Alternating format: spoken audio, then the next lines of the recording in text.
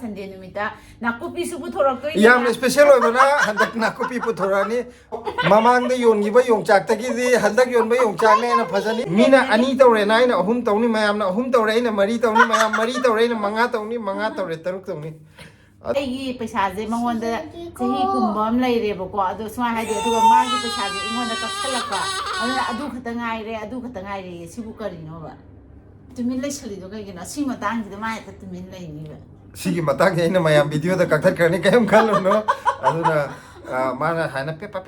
mari kolap ko toroga pepa ngang je ngak su ngang je seno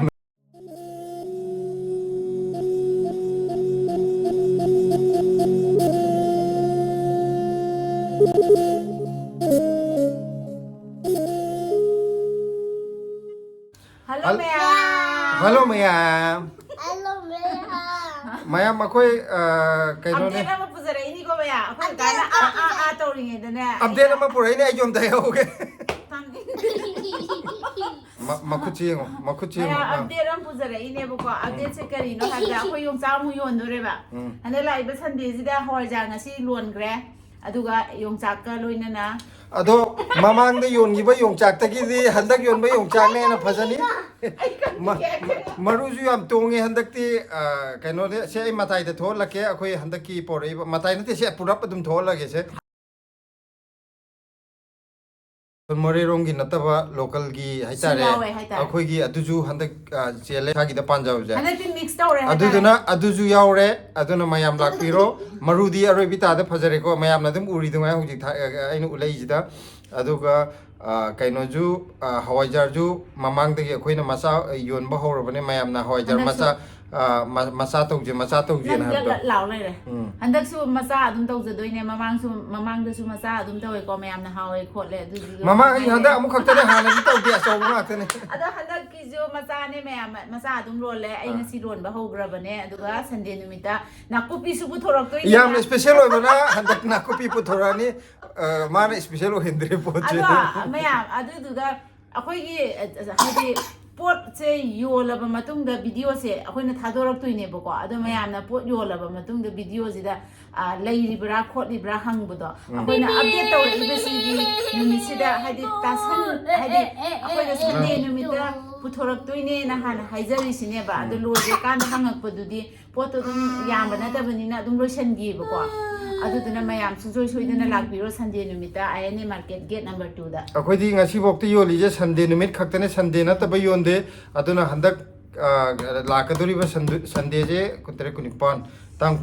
kano tar mane kutre kunipak tang ama handaki tang ama tare ko Sunday numit che aduna Sunday numit sida ayane da handa pumam haide win thokje khar ngan na thoga adi mayam thapa chathok sin pharak tai ha baju yawe ko kitang ngan na lakning ba ado mayam lakpiro pung mangam khaida khoi chapcha thokchara age mayam na khwai dagi pambiba khoi de yamna demand tawbiba haitare mamang jingi de jo nakupi jo handa puthokchara age nakupi handak lenjara age aduga kaino gi nungai peru gi yohla age adagi mamang da puthok puda ngari ko ne de ko mayam na khoi gi de le ngari do phajai ari ba hawe khole have do ngari ju leijare aduga papur leire kangtak la hawai kangtak leire aduga mayam na chahau gi adagi chahau gi kaino do yam do mayam na mamang da demand to do ko na gidam ne ba ko adu ju leire adu na ate hana de leiba ate masala kari kra adu di loi lei ko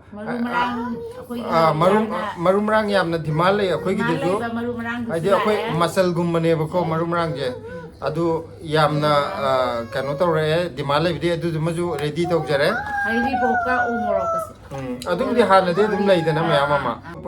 handaki lagli ba tang ama Sunday numit che ayane market ta mayam gi thingna ba mkhoi gate number 2 de soidna lakpiro aduga pot jungra matungda video hadi nongalaga natraga nongini le thakpa matam das mayam kaidonga yondoino sise yam toina hangbo question ni ko maya adi amakak nate ba mayam la adi message thajalakani comment da pisalakani tongana whatsapp ta thajalakani adi Facebook ta suni ko ai se adu dana mayam na haidana ba na hongna na akhoi di nong ma watli de so update adum tawje ko adu ngasi handakti na hongna na hawaja loan ban misida adum update tawjare isine mayam aduna mamang ju loigra matung da mi me amna message lakpa ka me lakpa yam la ebu ko adugi nuai ta bagi akoi hana mangjung na namuk ꯍꯥꯏꯍꯧꯒꯦꯅ ꯑꯗꯨꯃꯥꯏꯅ ꯍꯥꯏꯔꯛꯄꯅꯦ ꯑꯗꯨꯒ Saturday ꯅꯨꯃꯤꯠꯇꯁꯨ live ꯇꯧꯖꯔꯛꯀꯦ ꯃꯌꯥꯝ ꯈꯪꯅꯅꯕ ꯑꯗꯣ ꯁꯨꯡꯁꯣꯏ ꯁꯣꯏꯗꯅ ꯂꯥꯛꯄꯤꯔꯣ ꯁꯟꯗꯦ ꯄꯨꯡ 5:30 ꯅꯨꯡꯗꯥꯡꯋꯥꯏꯔꯝꯒꯤ INA ꯃꯥꯔꯀꯦꯠ ꯒꯦꯠ ꯅꯝꯕꯔ 2 ꯑꯗ ꯃꯌꯥꯝ ꯊꯦꯡꯅꯔꯁꯦ ꯑꯗꯣ ꯃꯌꯥꯝꯅꯁꯨ ꯀꯃꯦꯟ ꯄꯤꯔꯛꯑꯦ ꯍꯟꯗꯛꯇꯤ ꯂꯥꯏꯚ ꯊꯥꯗ꯭ꯔꯗꯤ ꯀꯩꯗꯧꯔꯦ ꯋꯥꯔꯤ ꯁꯥꯟꯅꯅꯤꯡꯉꯦꯅ ꯑꯗꯣ ꯍꯟꯗꯛ ꯁꯇꯔꯗꯦꯁꯤꯗ ꯁꯨꯡꯁꯣꯏ ꯁꯣꯏꯗꯅ ꯂꯥꯏꯚ ꯊꯥꯖꯔꯛꯑꯒꯦ ꯃꯌꯥꯝ ꯑꯗꯨꯒ ꯀꯔꯤꯒꯨꯝꯕ ꯑꯝꯇ ꯍꯥꯏꯍꯧꯒꯦ ꯑꯩꯈꯣꯏꯅ ꯌꯣꯡꯆꯥꯛ ꯍꯟꯗꯛ ꯄꯨꯊꯣꯔꯛꯀꯗꯣꯏꯁꯦ ꯀꯩꯅꯣꯅꯦ ꯃꯌꯥꯝꯅ ꯗꯦꯜꯂꯤꯗ ꯐꯪꯅꯔꯤꯕ ꯌꯣꯜꯂꯤꯕ ꯆꯥꯡꯁꯤꯗꯩꯗꯤ ꯑꯩꯈꯣꯏ ꯑꯗꯨꯝ ꯈꯤꯇꯪ ꯍꯣꯡꯅ ꯑꯗꯨꯝ ꯄꯤꯖꯔꯛꯀꯅꯤꯀோ ꯍꯥꯏꯗꯤ ꯑꯩꯈꯣꯏꯒꯤꯗꯤ ꯄꯩꯁా ꯇꯣꯡꯕ ꯇꯣꯡꯗꯕꯩ ꯅꯠꯇꯦ ꯃꯌꯥꯝ ꯄꯨꯟꯕꯒꯤ ꯅꯨꯡꯉꯥꯏꯕꯗꯨꯅꯦ ꯑꯗꯨꯒ ꯃꯃꯥꯡꯒꯤ ꯌꯣꯟꯕꯗꯁꯨ ꯑꯩꯈꯣꯏꯅ ꯑꯗꯨꯝ ꯃꯌꯥꯝꯗꯒꯤ ꯍꯣꯡꯅ ꯑꯗꯨം ꯄꯤꯖꯕꯅꯦ ꯑꯗꯨꯒ ꯃꯃꯥꯡꯒꯤꯗꯅ ꯊꯥꯔꯛꯄꯗ ꯅꯨꯃꯤꯠ ꯈꯤꯇꯪ ꯍꯦꯟꯅ ꯆꯪꯈꯤꯕꯒꯤ ꯄꯥꯅꯕ ꯅꯨꯃꯤꯠꯇ ꯈꯤꯇꯪ ꯍꯦꯟꯅ ꯆꯪꯈꯤꯕꯒꯤ khitang ꯐꯖꯕꯁꯨ ꯌꯥꯎꯋꯦ khitang ꯐꯖꯗꯕꯁꯨ ꯃꯤꯛꯁ ꯇꯧꯔꯦꯕꯀꯣ ꯑꯗꯨꯒ ꯍꯟꯗꯛꯀꯤ ꯑꯣꯏꯅꯗꯤ ꯂꯣꯏꯅ ꯐꯖꯔꯅꯤ ꯑꯗꯨꯅ ꯗꯦꯜꯂꯤꯗ ꯐꯖꯕ ꯐꯪꯉꯤ ꯁꯨꯃꯥꯏꯅ ꯂꯣꯏ ꯐꯪꯒꯅꯤ ꯑꯗꯨꯒ ꯃꯌꯥꯝꯅ ꯗꯦꯜꯂꯤꯗ ꯇꯧꯅꯔꯤꯕꯁꯤꯗꯒꯤꯗꯤ ꯑꯩꯈꯣꯏꯅ ꯍꯣꯡꯅ ꯄꯤꯖꯒꯅꯤ ꯑꯃꯠꯇ ꯑꯣꯏꯔꯁꯨ ꯃꯌꯥꯝꯅ ꯃꯤꯅ 2 ꯇꯧꯔꯦꯅ ꯑꯩꯅ 3 ꯇꯧꯅꯤ ꯃꯌꯥꯝꯅ 3 ꯇꯧꯔꯦ ꯑꯩꯅ 4 तौनी मयाम 4 तौरे अꯩꯅ 5 तौनी 5 तौरे 6 तौनी अदुदुना मयाम सोइदना लाक्पिरो अखोइदे सिदैदा कनो तौबगी नते मयाम पुनबगी नुंगाइबदि लेसी फैमिली गिदि सेंदोंगी नते को तसेंगना हायबदा होय यामना हेता अदुदागी कै नते कानाबो पो जावे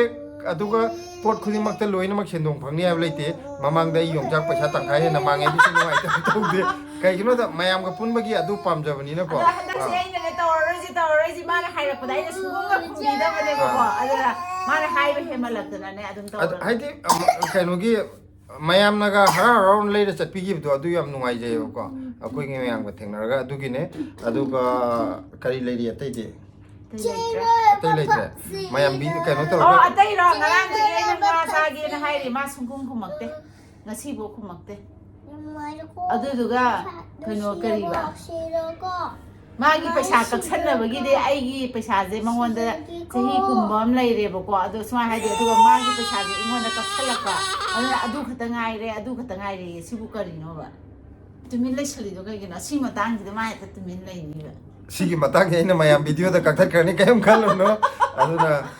माना हाना पेपा मारी कोलप को तोरगा Peppa ngang je ngak su ngang je seno ngangan bune ya ado kano torga INA market to the thengnar je mayam हंदती गन्ना जो डायरेक्ट पुमाम खाइदा योरकनी अदुगा अखोई इमा प्रोडक्ट ना जो पोट खरा थारकपदो अदुजो अखोई मखाता वीडियो ओइना येंगनजरागे अदुगा आय कैनोगी तो संडे की तो सुंग सोइदन लाक्पिरो मयाम थेंगनरजे ओके बाय मी खुबा कयम खदला दाइने वाव हाइबर कदाइ लेगरगी खुबा खिबो